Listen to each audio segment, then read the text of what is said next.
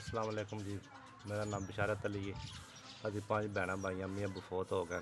2 भैन शादीशुदा 3 की की थे, लेकिन एक ना औलाद होने की वजह से भैन हमारे मेरे को मैं मजदूर आदमी हाँ, ठीक है, तो कोई काम शाम को नहीं कर सकता।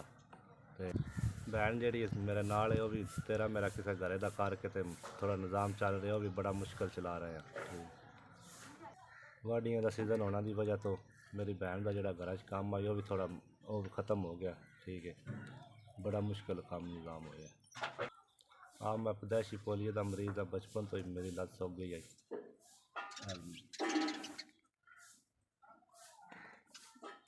जिसकी वजह तो मैं बगैर सारे तो टोर भी नहीं सकता। और साढ़े घर में कोई राशन भी नहीं है, ठीक है, अल्लाह की ज़ात तो बगैर साडा और कोई सहारा भी नहीं है।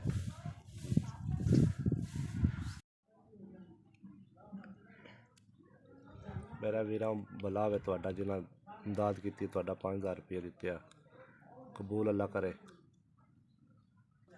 इंशाअल्लाह वसदे रहो, अल्लाह ताला तुहानू चोखा देवे, किसी का मुताज ना करे। साडे गरीबां की तुहाडी दुआ, साडे गरीबां की दुआ है तुहाडे नाल। मेरे वीरा मैं मजदूर आदमी हाँ, ठीक है, वाडियां की वजह तो मेरी भैन का भी काम को नहीं है, ठीक है, किसी का तेरा मेरा करके वक्त पास करने 5000 की कोई फीस दे ले, शनाख्ती कार्ड की, कोई राशन महीने का ले लवा दे, ठीक है। अल्लाह ताला तो बड़ा देवे मेरे भरावां, अल्लाह खुश रखे। मेरे भरावां मेरी एक लत्त को नहीं पैदाइशी है इस तरह, तो मैं हकदार भी हाँ, तुहाडा भला होवे जिन्हें मेरी इमदाद की।